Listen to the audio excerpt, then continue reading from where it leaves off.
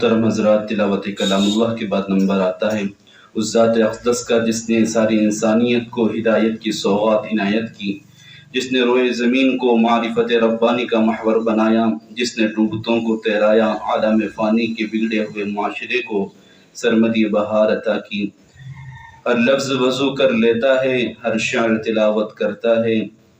ہر لفظ وضو کر لیتا ہے، ہر شعر تلاوت کرتا ہے، پڑھتا ہے کوئی جب نعت نبی سمجھو کہ عبادت کرتا ہے۔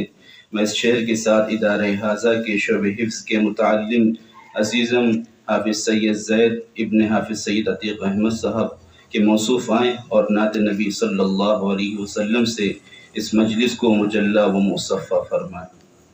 السلام علیکم ورحمۃ اللہ وبرکاتہ۔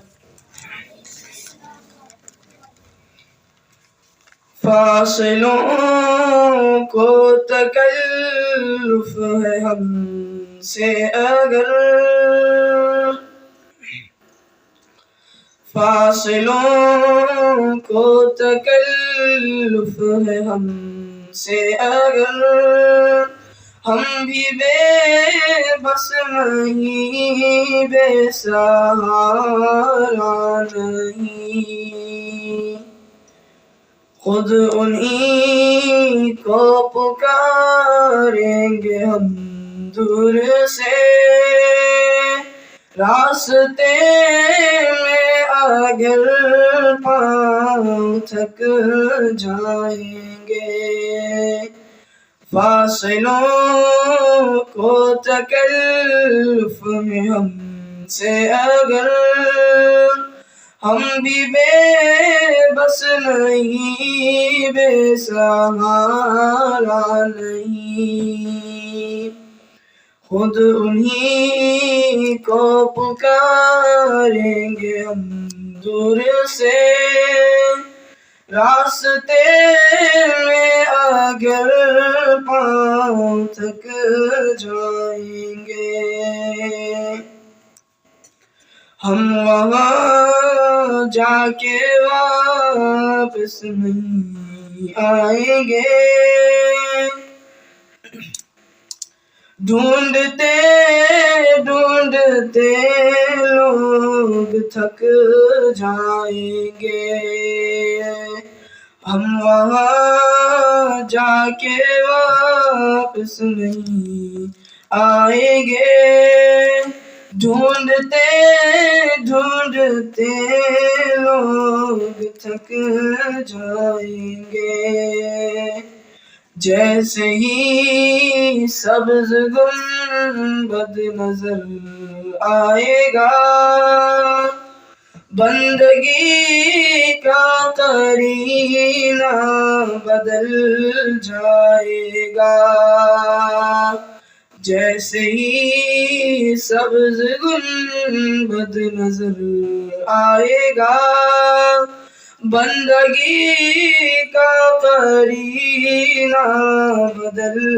جائے گا،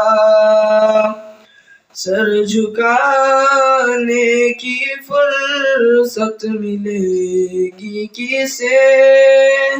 خود ہی پلکوں سے سجدے لپک جائیں گے، نام آقا جہاں بھی لیا جائے گا، ذکر ان کا جہاں بھی کیا جائے گا، نام آقا جہاں بھی لیا جائے گا، ذکر ان کا جہاں بھی کیا جائے گا، نور ہی نور سینوں میں بھر جائے گا، ساری محفل میں جلوے لپک جائیں گے، اے مدینے کے زائر خدا کے لیے، داستان سفر مجھ کو یوں مت سنا، بات بڑھ جائے گی، بات بن جائے گی، بات بڑھ جائے گی، دل تڑپ جائے گا، میرے محتاط آنسو چھلک جائیں گے، فاصلوں کو تکلف میں ہم سے اگر ہم بھی بے بس نہیں، بے سہارا نہیں. خدا حافظ.